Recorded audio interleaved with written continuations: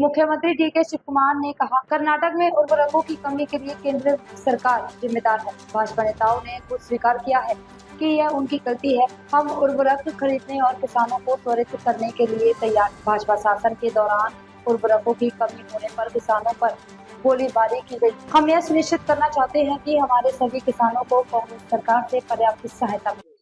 ಕೂಡಲೇ ಗೊಬ್ಬರ ಕೊಡಿಸಿದ್ರೆ ನಮ್ಮ ರೈತರಿಗೆ ಒಳ್ಳೇದಾಗ್ತದೆ. ನಾವು ಈಗಾಗಲೇ ಒತ್ತಾಯವನ್ನು ನಾವು ಮಾಡ್ತಾ ಇದ್ದೀವಿ. ಪ್ರತಿಭಟನೆ ಮಾಡಕ್ ಮುಂದಾಗಿದ್ದೀರಿ ಸರ್. ಗೊಬ್ಬರ ಬಿಜೆಪಿ ಏನ್ ಮಾಡ್ತಾರೆ? ಬಿಜೆಪಿ ಅವ್ರ ಮೇಲೆ ಪ್ರತಿಭಟನೆ ಮಾಡ್ಕೋಬೇಕು. ಅವರ ಅಗ್ರಿಕಲ್ಚರ್ ಮಿನಿಸ್ಟರ್ ಮೇಲೆ, ಅವರ ಫರ್ಟಿಲೈಸರ್ ಮಿನಿಸ್ಟರ್ ಮೇಲೆ ಅವರು ಪ್ರತಿಭಟನೆ ಮಾಡಬೇಕು. ನಮ್ಮ ಮೇಲೆ ಯಾಕೆ ಮಾಡ್ತಾರೆ? ಗೊಬ್ಬರ ನಮ್ಮ ಹತ್ರ ಇದೆಯಾ? ಗೊಬ್ಬರ ಇಲಾಖೆ ನಮ್ಮ ಹತ್ರ ಇದೆಯಾ? ಗೊಬ್ಬರ ಫ್ಯಾಕ್ಟರಿಗಳು ನಮ್ಮ ಹತ್ರ ಇದೆಯಾ? ಏನಿಲ್ಲ. ಗೊಬ್ಬರ ಇರೋದೆಲ್ಲ ಅವ್ರ ಕೈಲಿ, ಅವ್ರು ಕೊಡೋದು ನಾವು ಹಂಚೋದಷ್ಟೇ. ನಾವು